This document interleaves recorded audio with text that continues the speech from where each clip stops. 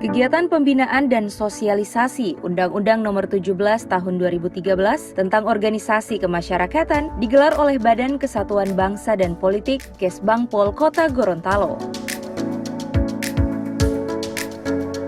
Kegiatan ini bertujuan untuk menciptakan organisasi kemasyarakatan dalam suasana kondusif dan terkendali, sehingga penyelenggaraan pemerintahan, pembangunan dan pelayanan publik berjalan lancar dan memberikan bekal pengetahuan bagi ormas terkait tata cara pendaftaran pada pemerintah daerah.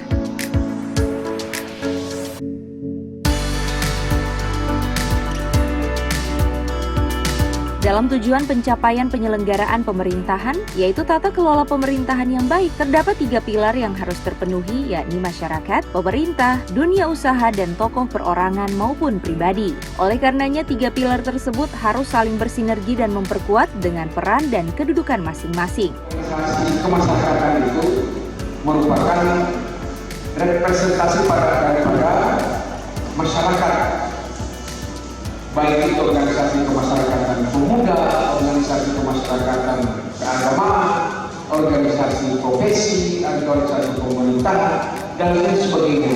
Apapun nama organisasinya, apapun tipe organisasinya, dia punya peran dan tanggung jawab yang sama dalam tatanan kehidupan pemerintahan. Kenapa? Karena dia merupakan representasi dan wakil-wakil daripada masyarakat. Sehingga kadang-kadang kita mendengar jika ada aspirasi masyarakat yang disampaikan baik oleh eksekutif maupun legislatif dalam pemerintahan, itu biasanya melalui organisasi kemasyarakatan.